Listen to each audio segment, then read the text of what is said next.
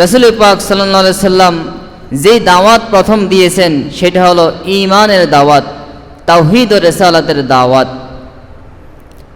রাসূল পাক সাল্লাল্লাহু আলাইহি সাল্লাম মানুষকে দাওয়াত দিয়েছেন তৎকালীন সময় ঈমানের দাওয়াত, আল্লাহর একত্ববাদের দাওয়াত, তাওহীদের দাওয়াত, রিসালাতের দাওয়াত এবং কুফর শিরক থেকে বিরত থাকার দাওয়াত আল্লাহ রাব্বুল আলামিন তার রাসূলের মাধ্যমে এই পৃথিবীতে দিয়েছেন।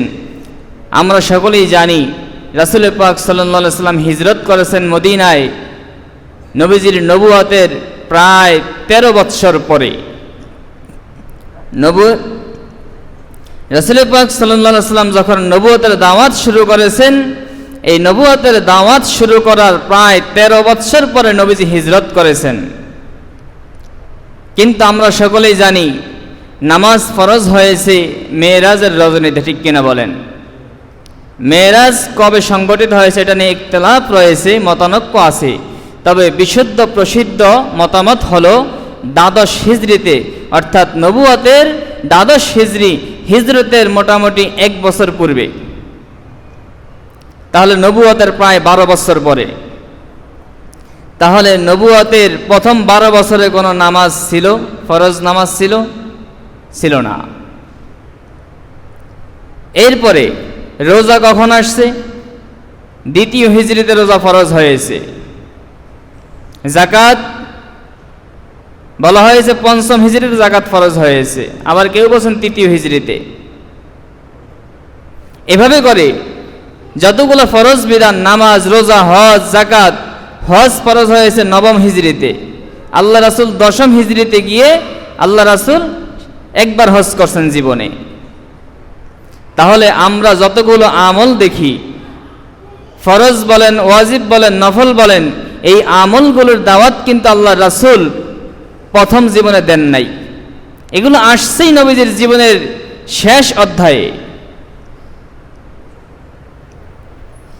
তাহলে আল্লাহর নবীর নবুয়তের প্রথম জীবনটা প্রায় 12 বৎসর কোন কাজে আল্লাহর নবী নবুয়তের দায়িত্ব পালন করছেন? সেটা হলো তাওহীদ ও রিসালাতের দাওয়াত।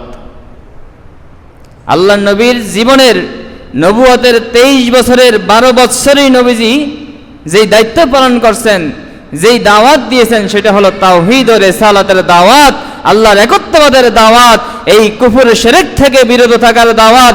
আল্লাহ এক, আল্লাহর কোনো শরীক নেই। আল্লাহর নবী হয়ে তিনি পৃথিবীতে এসেছেন, তিনি মানুষকে একত্ববাদের ঈমানের দাওয়াত দিয়েছেন। আল্লাহ ইলাহা ইল্লাল্লাহ ওয়া আন্না মুহাম্মাদুর রাসূলুল্লাহ, এবং আখিরাত সত্য, পরকাল জীবন আছে, এবং আল্লাহ একজন আছে, সবকিছুর হিসাব নিকাশ হবে, তাকদীরের ভালো মন্দ আছে, কিয়ামত হবে। এই বিষয়গুলোর দাওয়াত দিয়েছেন প্রথম 12 বৎসর।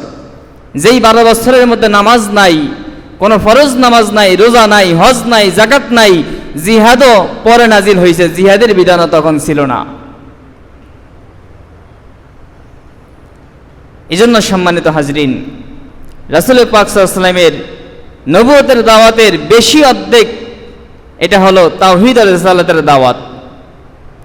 এজন্য আমাদেরকে স্মরণ রাখতে হবে যে আমরা যে যাই করি না কেন, যত আমল করি, যদি আমার ঈমানকে আমি ঠিক করতে না পারি, যদি আমার আকীদাকে আমি ঠিক করতে না পারি, ঈমান এবং আকীদাকে যদি আমি মজবুত করতে না পারি, রাসূল এবং সাহাবীদের আদর্শ মোতাবেক, রাসূল এবং সাহাবীদের যেই ঈমান, যেই আকীদা, সেই ঈমান এবং সেই আকীদা যদি আমার মধ্যে ধারণ করতে না পারি, তাহলে বুঝতে হবে যে আমার মধ্যে ঈমানের মধ্যে খলালিয়াত আছে, আমার ঈমানে ত্রুটি আছে, ঠিক কিনা বলেন?